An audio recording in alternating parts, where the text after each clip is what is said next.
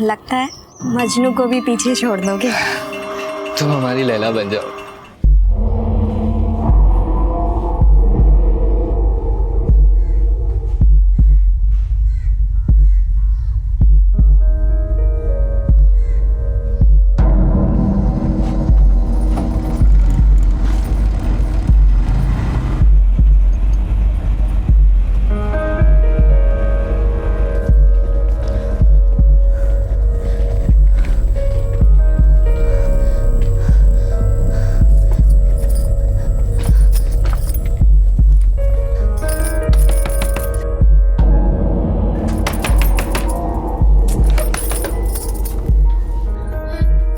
इसे तुम ही रख लो, हमें नहीं चाहिए ये।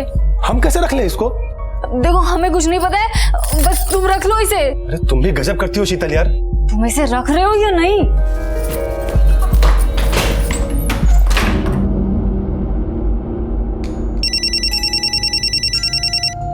हाँ जीवन, तुमने रिक्शा स्टैंड पे देखा? दीदी सभी जगह देख चुके हैं पर वो कहीं मिल ही नहीं रहे। आपके कहने के मुताबिक हमने तो रेलवे रेस्ट रूम से लेकर रेलवे पुलिस स्टेशन तक भी छान मारा, लेकिन उर्मिला और गुड्डू का कहीं पता ही नहीं चल रहा है। ट्रेन को आके 5 घंटे हो चुके हैं, हम तो घर भी जाकर वापस देख कर आए। आखिर अब मैं क्या करूं? इसीलिए जीवन, हमने तुमसे कहा था कि उर्मिला को मोबाइल लेकर दो, पर तुम हो कि हमारी बात मानते ही नहीं। दीदी आप अपनी बहू से एक बार फिर से पूछिए ना, वो ठीक से बिठाई थी ना ट्रेन में। अरे जीवन, हमने पूछा बहू से, वो कह रही है कि उसने खुद ने दोनों को ट्रेन में बिठा दिया था। शीतल, इतनी देर से इवनिंग वॉक से घर आती हो, क्या ये ठीक है? 5वां महीना चल रहा है तुम्हारा। अमृत, डॉक्टर ने तो हमें बोला है हमको बस बस, अच्छा देखो, आँख दिखाओ। हाँ बस करो, कुछ नहीं हुआ है हमें। यार तुम्हारा समझ में नहीं आ रहा मुझे चल क्या रहा है ये। कहाँ से आती हो, कहाँ जाती हो, मुझे ठीक नहीं लग रहा तुम्हारा मामला। तो इसमें इतने सोचने की भी क्या जरूरत है? एक काम करो, जासूस लगा दो हमारे पीछे। जासूस की नहीं, तुम्हें इलाज की जरूरत है। तुम्हारा दिमाग बेकाबू हो रहा है, पागल हो रही है तुम। शीतल सुनो, आपकी चाय। क्या बात है, बड़ी अकेले अकेले मुस्कुरा रही हो? फिर से वही रोज रोज का ड्रामा देखने को मिल गया। अच्छा, शीतल और अनिरुद्ध? हाँ, आज फिर से शीतल मैडम सुन रही थी, इतना लेट क्यों आती हो, कहाँ रहती हो, वही सब वगैरह वगैरह। पता नहीं इनका रिश्ता कभी ठीक होगा या नहीं। अरे ऐसा कौन सा ट्रेन में बिठा दिया जीजाजी जो उर्मिला और गुड्डू अभी तक घर ही नहीं पहुंचे? ये सारी गलती मेरी है। 8 साल से रिश्ता नहीं था ना, अलग थे, अच्छा था, खुश था। अब 2 दिन से एक क्या नहीं हुए, मेरे परिवार के 2 सदस्य गायब हैं। कुछ ज्यादा चढ़ा कर आया है जीवन, इसलिए बिना सोचे समझे कुछ भी बोले जा रहा है। जब हमने एक बार तुझे बता दिया कि शीतल खुद स्टेशन जाकर उनको ट्रेन में बिठा कर आई थी, तो ये बार बार हम पे इल्जाम में लगा के तू साबित क्या करना चाहता है? मैं कुछ साबित नहीं करना चाहता हूँ, मुझे सिर्फ इतना बता दो मेरी बीवी और मेरा बच्चा कहाँ है, बस। जीवन, सच तो यह है कि उर्मिला तेरे पास वापस आने ही नहीं चाहती थी, इसीलिए चली गई तुझसे दूर। और तुझ जैसे इंसान के साथ कोई खुश कैसे रह सकता है? सीधे सीधे बता दो मेरी बीवी और बच्चा कहाँ है। अगर बाहर पे घुसा है और दोबारा घर में घुसने मत देना। ये ठीक नहीं कर रहा तू। अगर मेरी बीवी और बच्चे को कुछ हुआ ना, मैं तेरा वो हाल करूंगा अमरमणि, तू जिंदगी भर याद रखेगा। अरे छोड़ो, निकलो यहाँ से। सभी जगह ढूंढ लिया सर, लेकिन कहीं नहीं मिले। हमको तो पूरा यकीन है सर, ये वही लोगों का काम है, हमारी बीवी और बच्चे को छुपा के रखा हुआ है। कोई खास वजह है? वजह है सर, लेकिन हमको नहीं पता था कि 8 साल पुरानी वजह अभी तक दिल में लगा कर बैठा होगा वो। 8 साल पुरानी वजह? बाबूजी मरने से पहले निर्मला दीदी के नाम 4 बीघा जमीन की थी और बाकी पूरी प्रॉपर्टी मेरे नाम। लेकिन वो जीजा अमरमणि का कहना था कि ये पूरी प्रॉपर्टी हमारी और निर्मला दीदी के बीच आधे आधे हो, लेकिन हमने साफ मना कर दिया। और इसी वाद विवाद की वजह से 8 साल तक हमारे बीच कोई रिश्ता नहीं था। अब जब धीरे धीरे मामला शांत होने लगा तो निर्मला दीदी ने ही प्लान बनाया कि हमारे बीवी और बच्चे कुछ दिन के लिए वहां घुमाएं। 8 साल बीत चुके हैं इस बात को जीवन जी। क्या आपको लगता है वो लोग अभी तक इस बात को दिल में पाले बैठे होंगे? आप नहीं जानते सर उस अमरमणि को, हिटलर है सर, वो एकदम हिटलर है। कोई कुछ भी कहे और आप भरोसा कर लेंगे? पुलिस की वर्दी है आप पर, काफी जिम्मेदारी भरा काम है। जी हाँ, काफी जिम्मेदारी भरा काम है और फिलहाल हमारी जिम्मेदारी है उर्मिला और गुड्डू को ढूंढना। उम्मीद है कि इस जिम्मेदारी को निभाने में आप हमारा साथ देंगे। सर, हम खुद उर्मिला मामी और गुड्डू को सुल्तानपुर जंक्शन से वरुणा एक्सप्रेस की बोगी नंबर B2 में बिठाकर आए थे और हमें अच्छी तरह से याद है कि ट्रेन हमारे सामने ही खुली थी। बहू ले जाओ। तो हो गई आपकी पड़ताल इंस्पेक्टर साहब। निर्मला बता तो इंस्पेक्टर साहब को कि उर्मिला ने क्या कहा था परसों तुमसे रसोई में। वो परसों रसोई में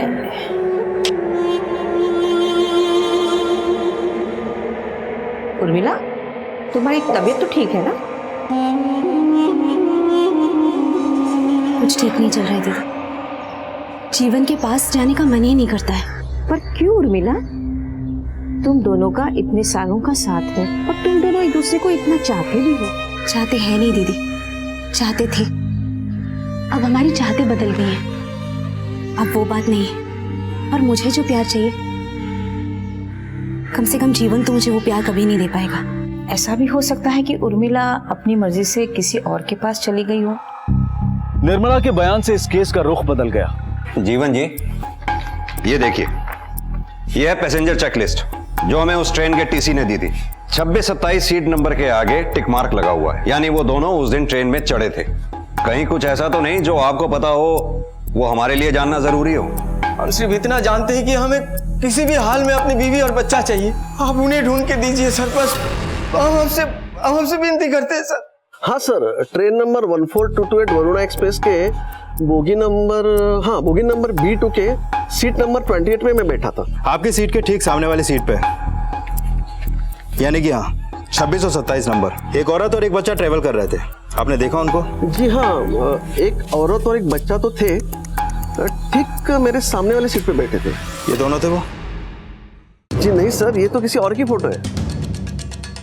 ठीक से देखिए, शायद आपको कोई गलतफहमी हो रही होगी। नहीं सर, इस बच्चे को तो मैं भूल ही नहीं सकता। बहुत ही प्यारा बच्चा था और इस बच्चे की वजह से मैंने इसकी माँ के साथ बातचीत भी की थी। वो कुछ कह रही थी कि वो किसी स्कूल में पढ़ाती है। दोनों जौनपुर में उतरे थे सर। उन्होंने बताया कि वो कौन से स्कूल में पढ़ाती थी? किसी सेंट जेवियर स्कूल में पढ़ाती थी। अच्छा, उनका स्केच बनाने में हमारी हेल्प करेंगे आप? जी सर, ये हमारे स्कूल की इंग्लिश टीचर है, मानसी उपाध्याय। क्या हम इनसे मिल सकते हैं अभी? Sure sir. जी सर, इस सीट पे मैंने ही ट्रेवल किया था। मानसी जी, आप एक टीचर हैं। सॉरी सर, स्कूल खुल गए थे और यहाँ आने के लिए मेरे पास टिकट नहीं थी। किससे मिली टिकट आपको? एक लेडी थी सर, समथिंग 24-25 साल की एज होगी। क्या इनमें से कोई थी? ये लेडी थी सर।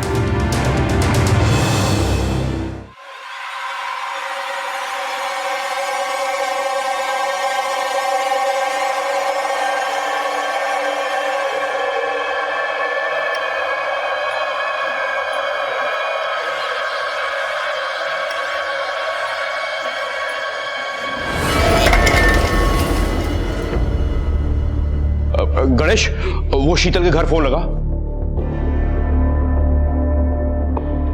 बाबूजी नहीं लग रहा, नॉट रीचेबल बता रहा। अनिरुद्ध, तू फटाफट वो उसका माइक खींचा, हो सकता है वो वहां पर हो। पर पापा वो वहां क्यों जाएगी?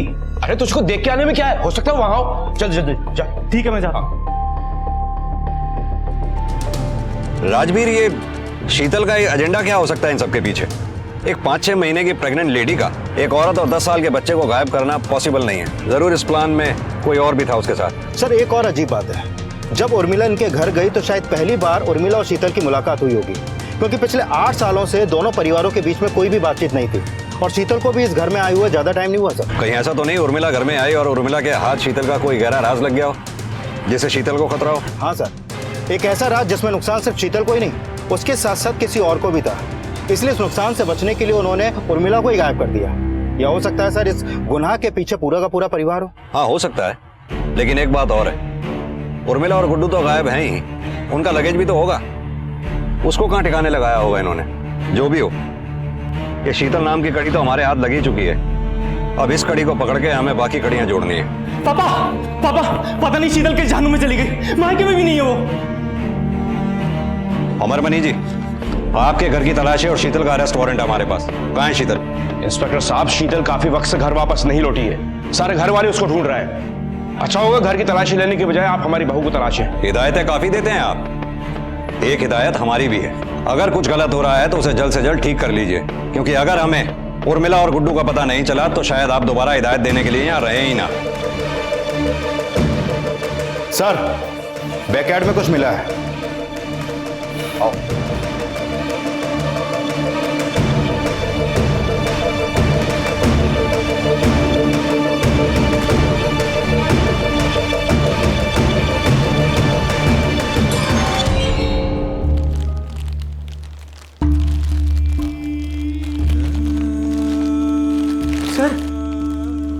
सर ये तो हमारे बेटे गुड्डू का बैग है। सर ये जला हुआ क्यों है सर? सर क्या हो गया हमारे बेटे गुड्डू को? उसका बैग सर, ये कैसे जल गया सर, बताइए ना। ये सर गुड्डू का बैग है सर। हाँ, हमारी बेबी उर्मिला कहाँ है? सर आप कुछ बोलिए सर। गुड्डू, उर्मिला। ये शीतल और उर्मिला के बीच क्या प्रॉब्लम थी? सर हमें कुछ नहीं पता। हमें तो यही समझ में नहीं आ रहा है कि शीतल ने हम सबसे झूठ क्यों बोला कि वो उर्मिला मामी को ट्रेन में बिठा के आई थी। गुड्डू और उर्मिला दोनों लापता है। दो लोगों को एक प्रेग्नेंट औरत अकेले तो गायब नहीं कर सकती। और कौन कौन शामिल है इस कांड में? हम में से भला कोई ऐसा क्यों करेगा? और अगर हमें करना ही होता तो हम 8 साल पहले नहीं करते। और जब से हमें पता चला है कि शीतल ने हम सबसे झूठ बोला है, तब से हमें भी शक होने लगा है कि इन सब के पीछे शीतल का ही कोई मकसद है। किसका फायदा है किसका नुकसान, ये तो हम ढूंढ ही लेंगे। फिलहाल आपको एक हिदायत है, सच उगल दीजिए। इंस्पेक्टर साहब, मैं जो कुछ भी करता हूँ डंके की चोट पर करता हूँ, कायर नहीं हूं मैं। हाँ, मुझे उर्मिला और जीवन पर गुस्सा जरूर है, पर इतना भी नहीं कि एक बच्चे और उसकी माँ को मार डालूं। सर, शीतल भाभी कुछ दिनों से डरी डरी सी रह रही थी। हमें लगा कि शायद प्रेगनेंसी में ऐसा होता होगा, लेकिन हमें नहीं पता था कि इन सब चीजों में वो शामिल होंगी। और घर में कौन कौन है जो इन दिनों डरा डरा से लग रहा है? तुम तो घर में ही रहती हो, जानती हो, समझती हो। तुम्हें तो जरूर पता होगा कि उर्मिला के साथ क्या हुआ और शीतल कहाँ है। हमें कुछ नहीं पता कि उर्मिला मामी के साथ क्या हुआ, और ना ही ये कि शीतल कहाँ पर है। अगर हमें कुछ भी पता होता तो हम सबसे पहले आपको बताते। और वैसे भी हमारे घर में ऐसा कोई क्यों करेगा? सर, एक मिनट। शास्त्री नगर के पास एक औरत की लाश मिली है।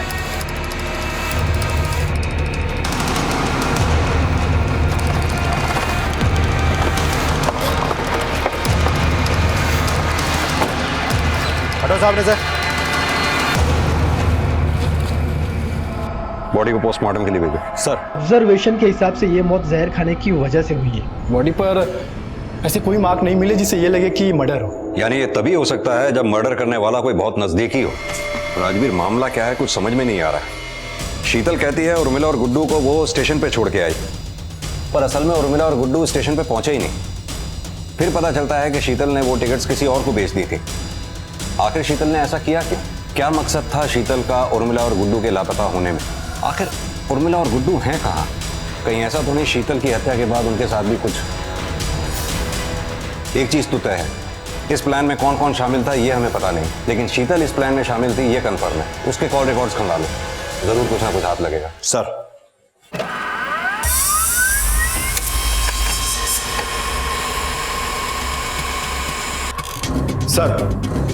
शीतल के कॉल रिकॉर्ड डिटेल से एक सरप्राइजिंग बात सामने आई है। एक ऐसा नंबर है जिससे शीतल की रेगुलर बात होती थी। किसका नंबर है? संजय शुक्ला, पंडित है। इन लोगों के इलाके के लगभग सारे घरों में यही पूजा करता था, यहाँ तक कि अमरमणि के घर में भी। तो उसका इन सबसे क्या कनेक्शन? कनेक्शन यह है सर कि शीतल का इस पंडित से कुछ ज्यादा ही लेना देना था। ये देखिए सर, कॉल रिकॉर्ड डिटेल्स पिछले 3-4 महीनों में फ्रिक्वेंट कॉल्स हैं। अब जाहिर सी बात है, इतने कॉल करके कोई गायत्री मंत्र तो सुनाता नहीं होगा। उठा लाओ पंडित जी को।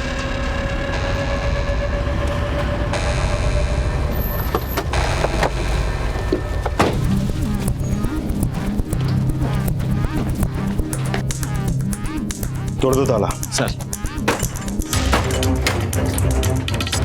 पूरा घर छान मारो। सर।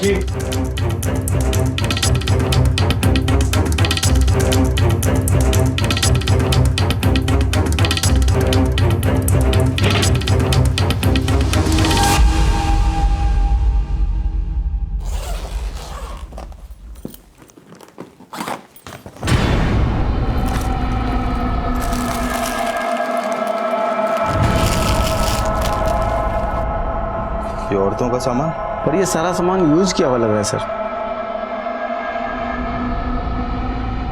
सर, अंदर से ये मिला है।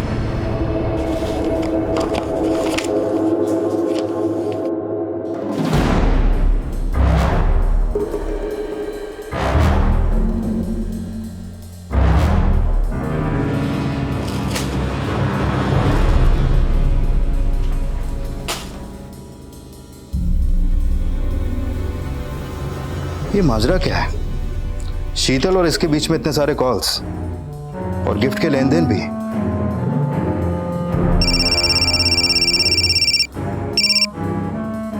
हाँ राजवीर बोलो।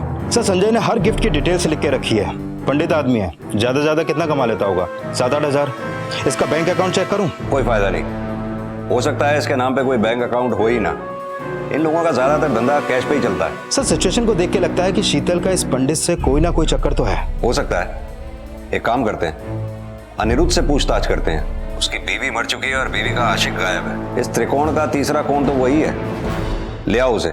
डीएनए टेस्ट करवा लीजिए ना, मेरा ही बच्चा निकलेगा। आप लोगों के दिल में जरा भी रहम नहीं है। आप जिस औरत के बारे में बात कर रहे हैं वो अब इस दुनिया में नहीं रही, और वो भी उस शख्स से जिसके लिए वो सब कुछ थी। अब तक जो कुछ भी सामने आया है वो मेरे लिए किसी एक बड़े सदमे से कम नहीं था।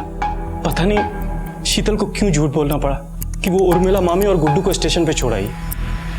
राजवीर, मेरी थ्योरी के मुताबिक संजय और शीतल का अफेयर चालू था। इसकी खबर उर्मिला को पड़ी, जिसके चलते संजय और शीतल ने उर्मिला को गायब कर दिया। इसी दौरान अनिरुद्ध को अपनी बीवी शीतल की कारगुजारियों का पता चलता है और शीतल का मर्डर अनिरुद्ध के हाथों हो जाता है। अगर मेरी थ्योरी करेक्ट है तो हम इस केस को सॉल्व करने में सिर्फ एक कदम दूर हैं। इस केस को सुलझाने का हमारा आखिरी कदम क्या होगा? इस केस की शुरुआत हुई थी अनिरुद्ध के घर से। इस केस में ट्विस्ट भी आया अनिरुद्ध के घर से, जब हमें उर्मिला का जला हुआ बैग मिला था। और मुझे पूरा यकीन है इस कहानी का दी एंड भी अनिरुद्ध के घर पे ही छुपा है। इस केस में पुलिस को अब तक यह समझ में नहीं आ रहा था कि गुड्डू और उर्मिला कहां हैं। शीतल ने सबसे झूठ क्यों बोला? शीतल के संजय के साथ कैसे रिश्ते थे? कहीं ऐसा तो नहीं था कि अनिरुद्ध को इन दोनों के बारे में कुछ पता चला हो?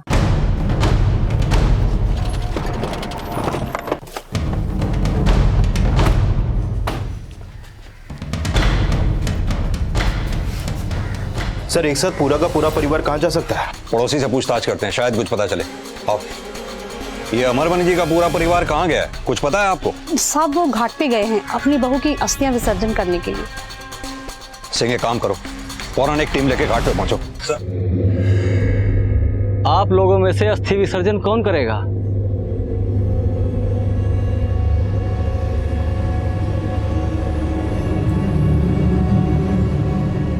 नहीं, हम उसकी अस्थियों को हाथ भी नहीं लगाने वाले।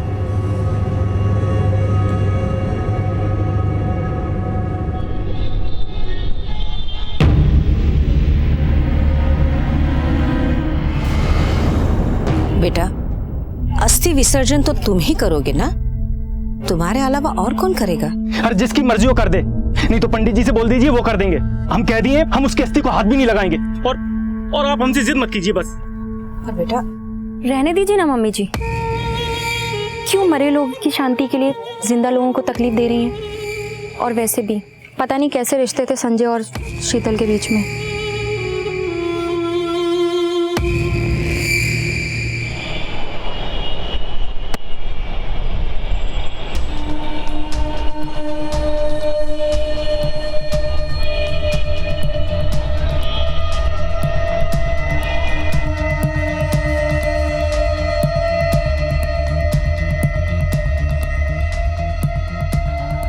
ये लोग तो कब के यहाँ से चले गए साहब। कहाँ गए? शायद किसी होटल में गए होंगे। आपको मालूम है कौन से होटल में ठहरे हैं ये? अब यहाँ 10-12 होटल हैं साहब, उन्हीं में से किसी एक में ठहरे होंगे। अनिरुद्ध, तुमने पुलिस को झूठ क्यों बोला? तो क्या करता, सच बोलता तो वो लोग मुझ पे शक करने लगते। क्या बात है, लगता है तुम दोनों के बीच बहुत ही इमोशनल सीन चल रहा था। हमने आकर डिस्टर्ब तो नहीं कर दिया आपको अनिरुद्ध और माधुरी? क्या हुआ सर? यही तो हम पूछना चाहते हैं कि पूरा परिवार एक साथ गायब है, आखिर बात क्या है? हम कहीं भाग नहीं रहे थे, अस्थि विसर्जन के बाद यहाँ से सीधे घर ही आ रहे थे। अस्थि विसर्जन तो कब का हो चुका, बाकी के परिवार के लोग कहाँ हैं? वो तो सब घाट पे थे, अब तक तो उन्हें आ जाना चाहिए था। ना तो वो घाट पे हैं और ना ही अभी तक यहाँ पर वापस लौटे हैं। आखिर गए कहाँ बोलो?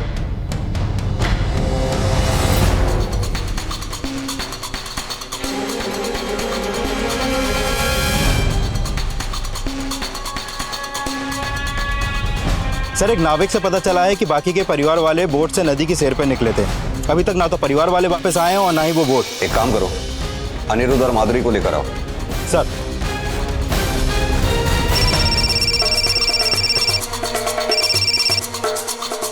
हेलो, लेकर आओ उसे।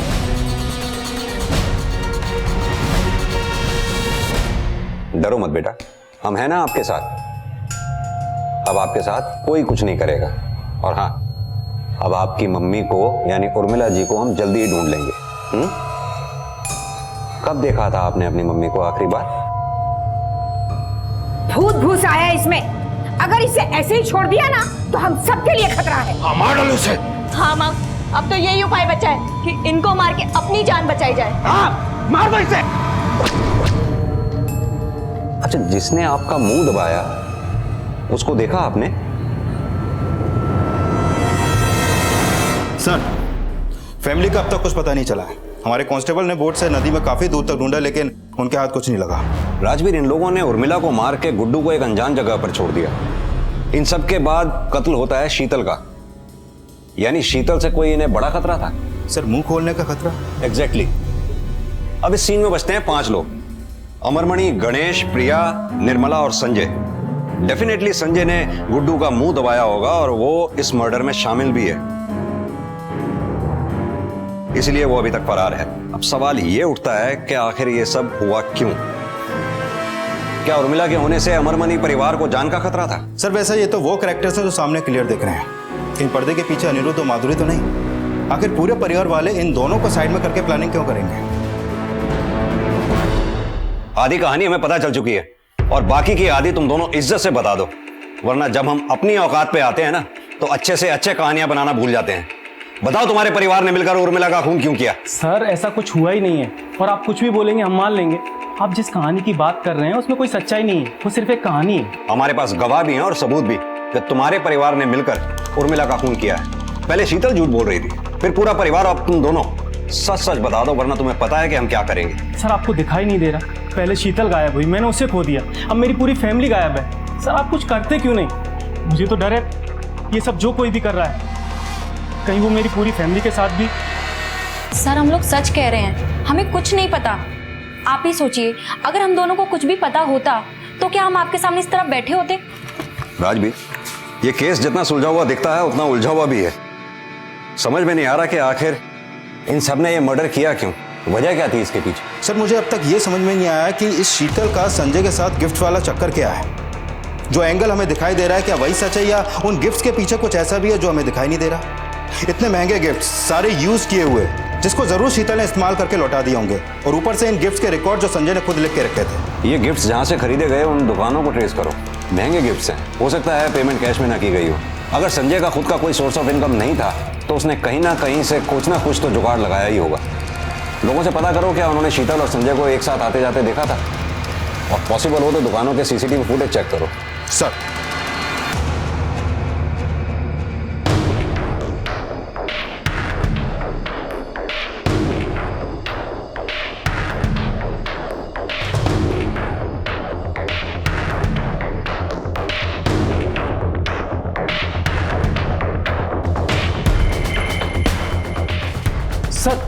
सर, ये तो पिंटू है। कौन पिंटू? सर, ये प्रिया के पीछे था।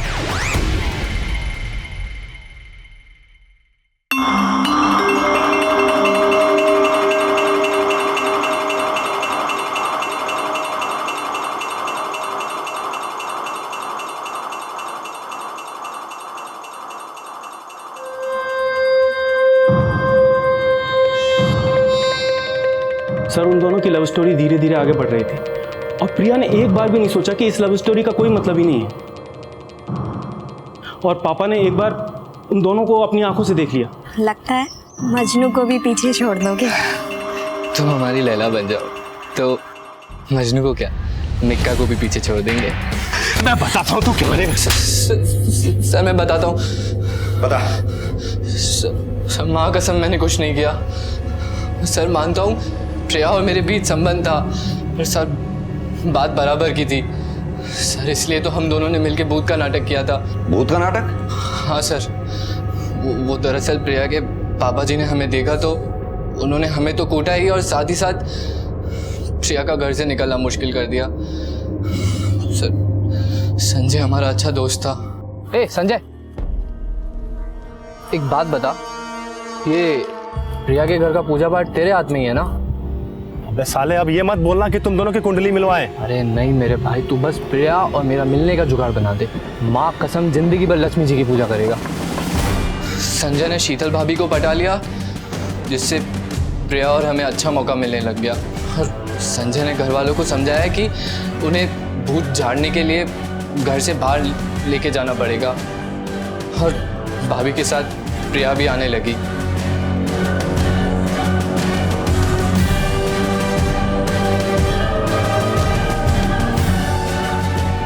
कभी कभी प्रिया की माँ जी और भाभी भी आते थे, पर उसमें संजय संभाल लेता था।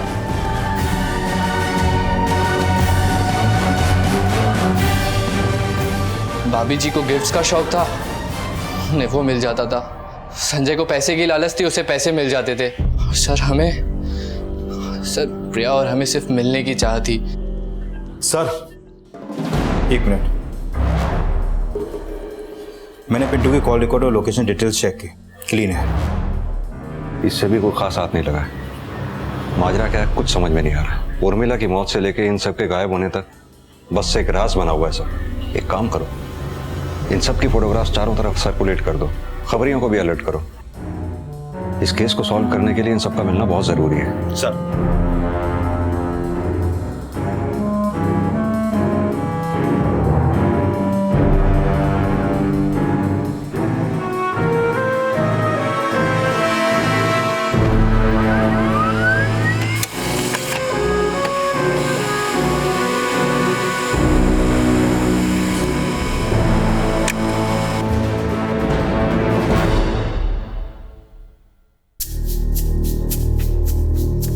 अनिरुद्ध, तुम कब तक ऐसे बैठे रहोगे? और फिर गणेश भी तो नहीं है ना। देखो, किसी के चले जाने से लाइफ नहीं रुक जाती। अच्छा छोड़ो, देखो मैं तुम्हारी पसंद का खाना लाई हूँ, सब कुछ तुम्हारी पसंद का बनाया। प्लीज खा लो, प्लीज। चलो मैं खिला देती हूँ।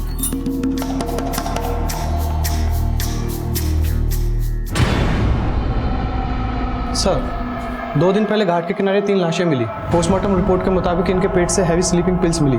इसके बाद डूबने से इनकी मौत हो गई।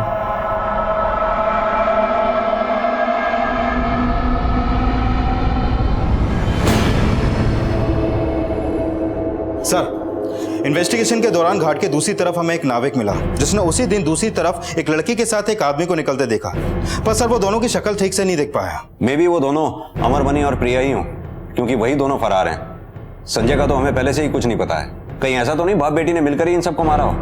एक काम करो, अनिरुद्ध और माधवी को खबर दे दो। इस केस में अभी भी कोई ऐसी कड़ी है जो हमारे हाथ नहीं लगी है। सब 25 साल से अमर भाई साहब हम लोग पड़ोसी हैं साहब। आदमी थोड़े अलग स्वभाव के हैं, ज्यादा उन्हें कभी हंसते हुए नहीं देखा, और उनकी खुशी तो उनकी बेटी में ही बसती है। दोनों बेटों से बेटी को ज्यादा चाहते हैं। साहब, पिल्लू का किस्सा तो पूरे मोहल्ले को पता है। देखा था अक्सर प्रिया को उसके साथ। प्रिया भी कोई उनमें से कम नहीं थी, वो तो भाई साहब की लाडली थी। इसके लिए अमर भाई ने आज तक उसको एक शब्द नहीं कहा।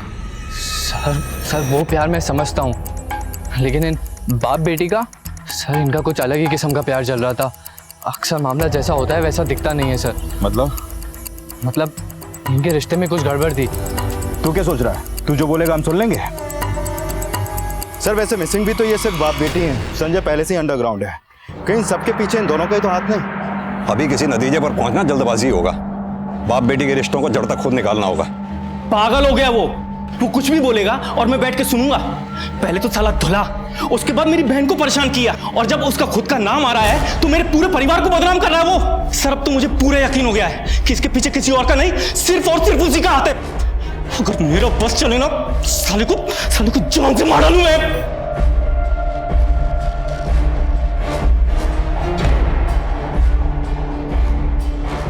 उस आदमी का क्या भरोसा सर, कुछ भी कर सकता है वो। बहुत बड़ा दोगला इंसान है। एक ही पल में दोस्त और दूसरे ही पल में जान का दुश्मन बन जाता है। सर, अगर पिंटू को लगता है ऐसा है तो जरूर ऐसा होगा, क्योंकि प्रिया के बारे में पिंटू से ज्यादा और कौन जानेगा सर। हेलो, ठीक है, हम पहुंचते हैं अभी।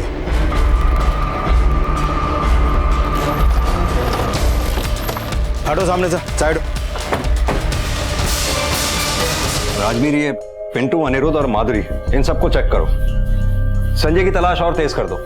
आसपास की स्टेट्स में कोऑर्डिनेट करो, खासतौर से मंदिरों में, क्योंकि संजय को अपनी जिंदगी गुजारने के लिए कुछ ना कुछ काम तो करना ही पड़ेगा। ये अनिरुद्ध और माधुरी से भी कुछ अच्छे संकेत नहीं मिल रहे हैं, इनको भी अच्छी तरह से खंगालो। सारे एंगल्स को दोबारा से क्रॉस चेक करो, कहीं ना कुछ मिसिंग जरूर है। सर, ये अनिरुद्ध और माधुरी तो बचपन के दोस्त निकले, स्कूल कॉलेज सब साथ में हुआ इन लोगों का। कहीं ऐसा तो नहीं इन दोनों के बीच ही एक चिंगारी हो जिसकी वजह से बाकी के परिवार वाले जल गए? नहीं सर, अब जो खबर मैं आपको देने वाला हूँ वो इससे भी ज्यादा चौंका देने वाली है। बिहार भाग के गया, और वो भी कहां? मंदिर में। तुझे ये ध्यान नहीं रहा कि वहां तेरे जैसों की कोई जरूरत नहीं है। मानता हूं कि मैं उर्मिला मामी और शीतल को मारने में मैं था, लेकिन साहब उसके अलावा मैंने किसी को नहीं मारा, भगवान कसम। ये सब उस पिंटू और प्रिया का किया धरा है। साहब, प्रिया ने हमको बोला था कि वो घाट पे जाके परिवार का पूरा खेल खत्म कर देगी। अरे पगला गए थे वो लोग, उसने हमसे भी कहा, लेकिन हमने मना कर दिया। सर, वो उर्मिला मामी को सब पता पड़ गया था, और सर वो सबको बता देती सर, इसलिए हमने सोचा कि हम उन्हें रास्ते से हटा देंगे। बाकियों ने तेरा साथ क्यों दिया? मामी जी, ये जो कुछ भी हो रहा है वो हमारे घर का निजी मामला, आप इससे दूर रहे तो ही बेहतर होगा। सबको पता चलेगा तो तुम्हारे पापा की इज्जत क्या रह जाएगी? मुझे तो उन्हें बताना ही पड़ेगा, और इस उम्र में भला कोई करता है ऐसा? लगता है वक्त आ गया है कि आपको ना मोक्ष की प्राप्ति हो। ये क्या खिला दिया तुमने मामी जी को? भूत का धतुरा। अब जोर जोर से चिल्लाओ वरना भूत हमारे सर पे नाचेगा। फिर हमने सबको ये कहा कि ये भूत किसी के अंदर आया तो उसकी मौत हो जाएगी। फिर हमने कहा कि अगर उर्मिला मामी को ही मार दिया जाए तो ये भूत का खेल हमेशा हमेशा के लिए खत्म हो जाएगा। सर, इन सब के बाद शीतल भाभी की हालत पतली हो गई। सर, वो कभी भी किसी को जाके सब बता सकती थी, इसलिए हमने, और सर उस दिन जब अस्थि विसर्जन करने और सर फिर लोगों को नदी के बीचों बीच जाके फेंक दिया, पीछे कोई सबूत नहीं रहे, इसलिए हमने नाविक को भी मार दिया। हमें तो लाशें 3 मिली थी, गणेश, निर्मला और नाविक की। तो फिर अमरमणि की लाश? सबको मारने के बाद प्रिया और मेरा प्लान था कि हम लापता हो जाएंगे। तो सर, जैसे ही आपने हमको पकड़ा सर, हमें डर लगा कि अगर आप प्रिया तक पहुंचे तो वो सारा इल्जाम हम पर थोप देगी। जुर्म की रोशनी देखने में तो बड़ा मजा आता है पिंटू, लेकिन उसकी चकाचौंध मुजरिम को कब अंधा कर देती है उसे पता भी नहीं चलता। सही कहते हैं शायद लोग, जैसी करनी वैसी भरनी। उर्मिला सिर्फ और सिर्फ प्रिया को गलत रास्ते पर जाने से रोकना चाहती थी, लेकिन प्रिया, पिंटू और संजय इस ड्रामे को खुलने नहीं देना चाहते थे। इसीलिए उन्होंने मिलकर भूत का नाटक रचा, जिसकी वजह से उर्मिला की मौत हुई। उनके लिए एक झूठ की कीमत एक इंसानी जिंदगी से भी ज्यादा निकली, और शीतल ने कभी सोचा भी नहीं था कि कुछ गिफ्ट्स के लालच में उसे इतनी बड़ी कुर्बानी देनी होगी, अपनी जान की कुर्बानी। प्रिया प्यार में इतनी अंधी थी कि उसने अपने परिवार को ही जान से मार दिया। वो परिवार जिसने उसे बचपन से पाल पोस कर बड़ा किया, वो परिवार जिनको उसकी चिंता थी। इस केस में उर्मिला इकलौती इनोसेंट विक्टिम थी, पर बाकी के सारे विक्टिम वो थे जो खुद इस केस के गुनाह में शामिल थे। काम, क्रोध, मोह, माया जब अपनी हदों से आगे बढ़ जाए तो अंजाम बहुत बुरा हो सकता है, इतना बुरा कि उसकी कल्पना भी नहीं की जा सकती। इसी विचार के साथ अब मैं अनूप सोनी आपसे विदा लेता हूं। फिर मुलाकात होगी अगले एपिसोड में एक और चौंका देने वाले केस के साथ। तब तक अपना और अपने परिवार का ख्याल रखें और देखते रहें क्राइम पेट्रोल डायल 100। सबक एक को सीख हम सबको। जय हिंद।